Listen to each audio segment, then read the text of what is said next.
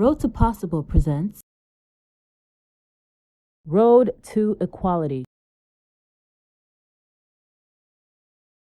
A few years ago, I found myself cataloging all the things I do in public to avoid being seen as a threat or a perpetrator. Making sure not to rummage through my backpack whenever I enter a store. Making sure that any items I pick up are clearly visible to the employees until I'm ready to pay. Making sure not to look around too suspiciously. And of course, making direct eye contact with the store clerk once you notice them tailing you through the store. These things happen a lot more often than you think if it's not something you've ever had to worry about.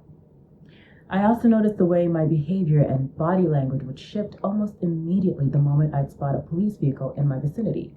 I'd slow my pace, stare straight ahead, and try to look as inconspicuous as humanly possible. These were things that I did instinctually because I felt that I needed to. Because even without clocking my behavior, I was very much aware of how I, as a Black woman, was being perceived by some individuals as I moved through the world. For me, it's not always fear that I feel when I see police approaching.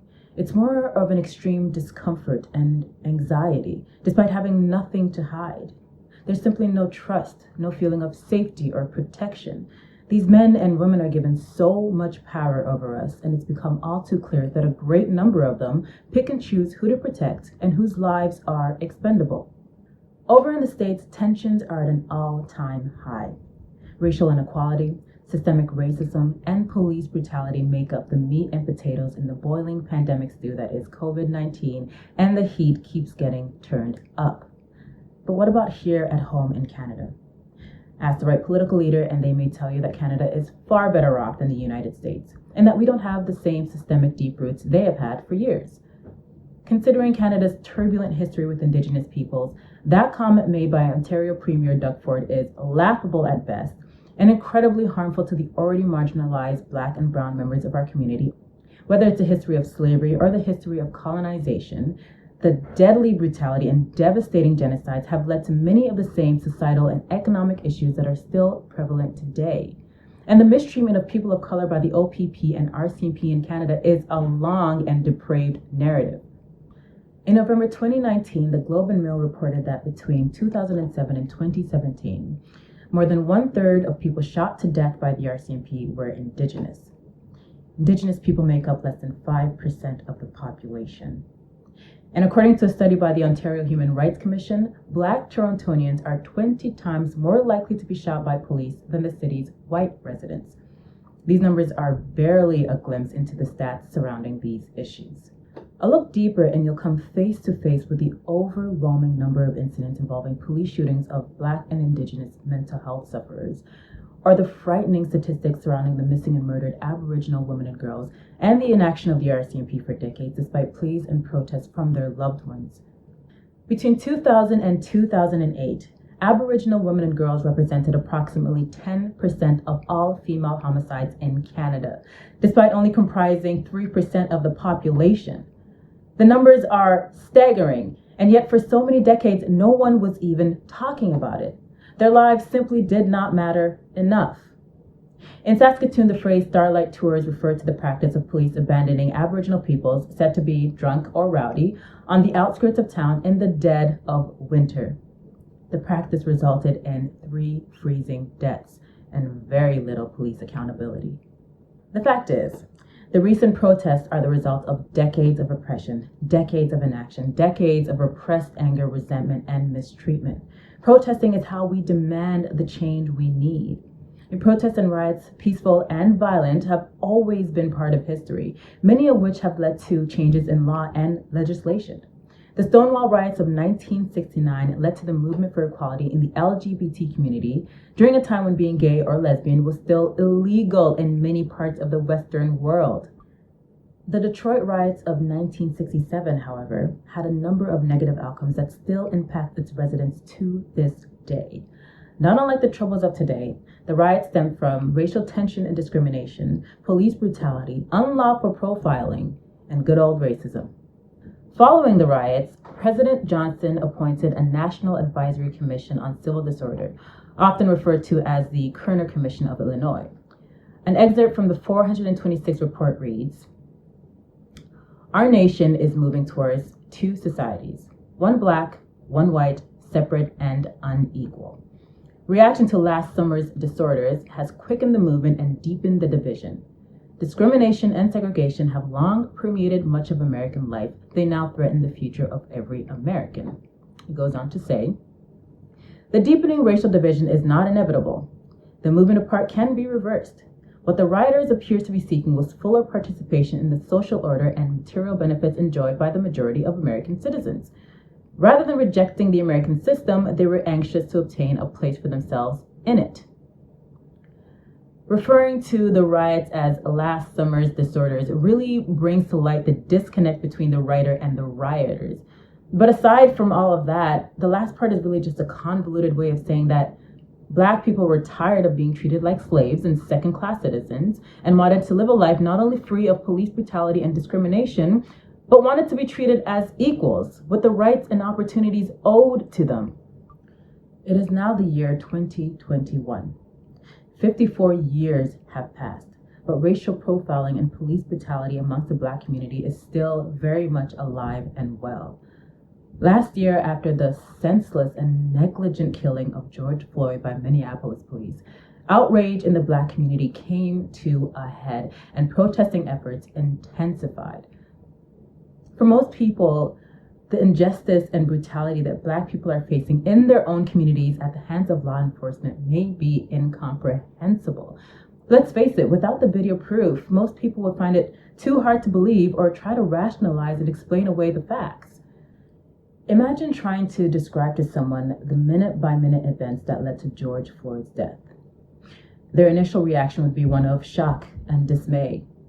Their next thought would probably be, he must have posed an immediate threat, or he must have been resisting, or there must have been a weapon involved.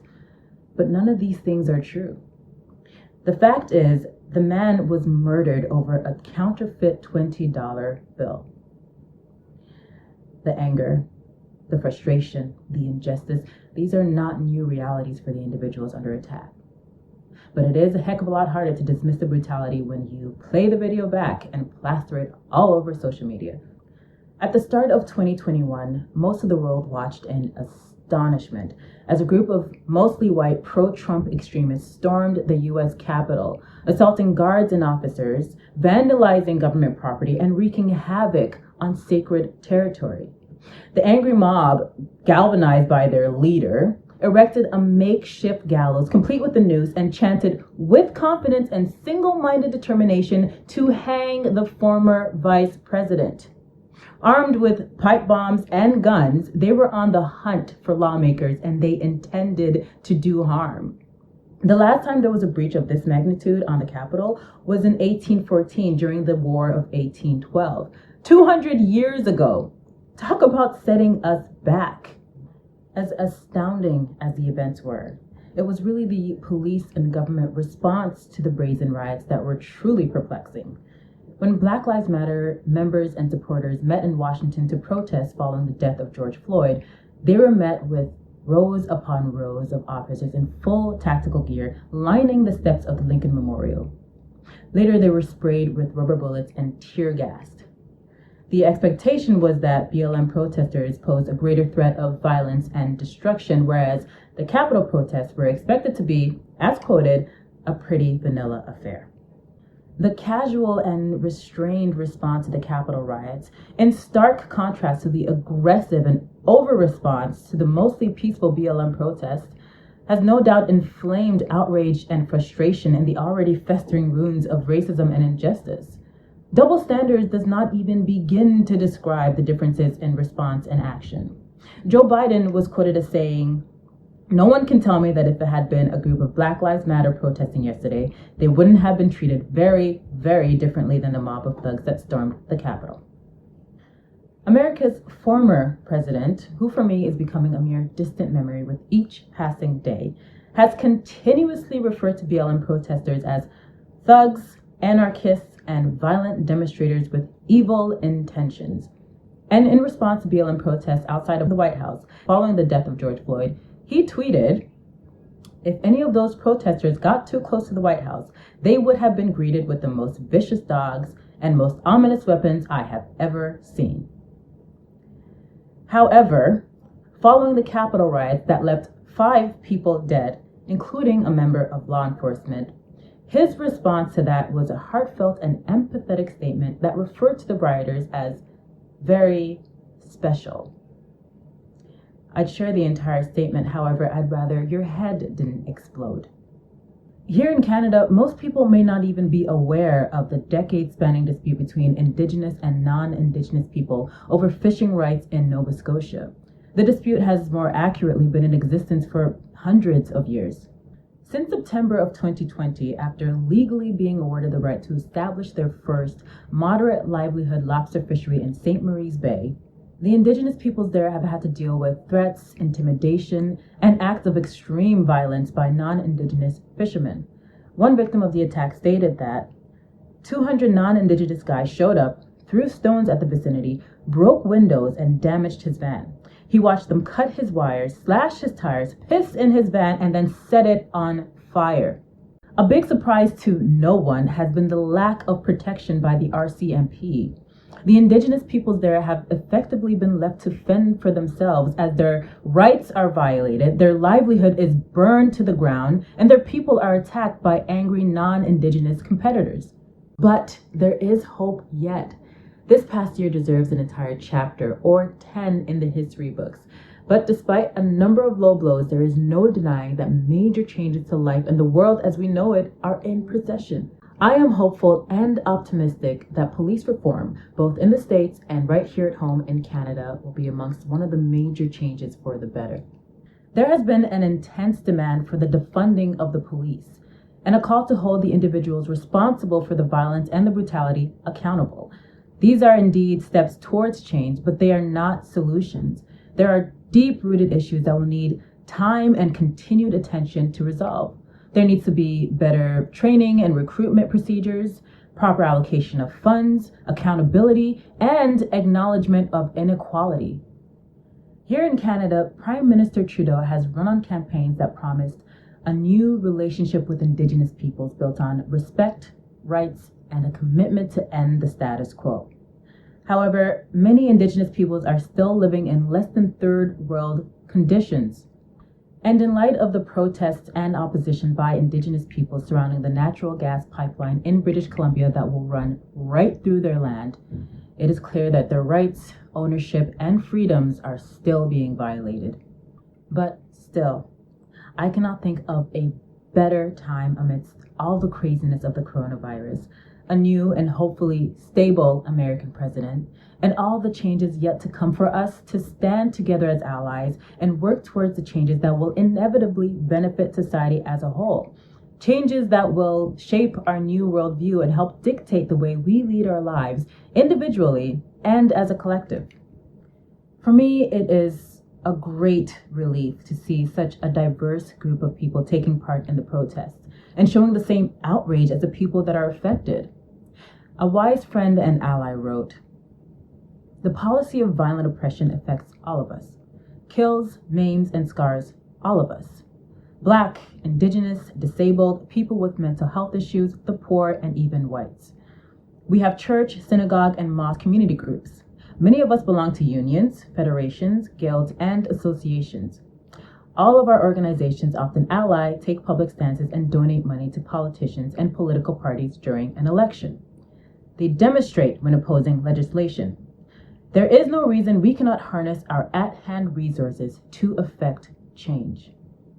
Despite the efforts of the pro-Trump extremists, the newly appointed American president has outlined an agenda that aims not only to tackle racial inequality, but a detailed plan to address racial inequity across the American economy.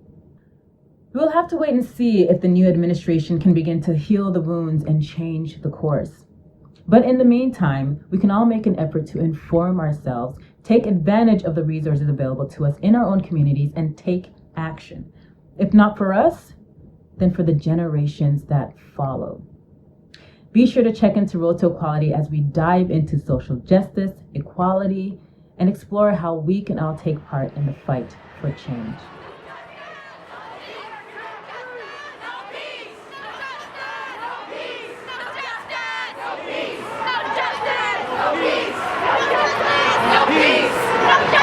No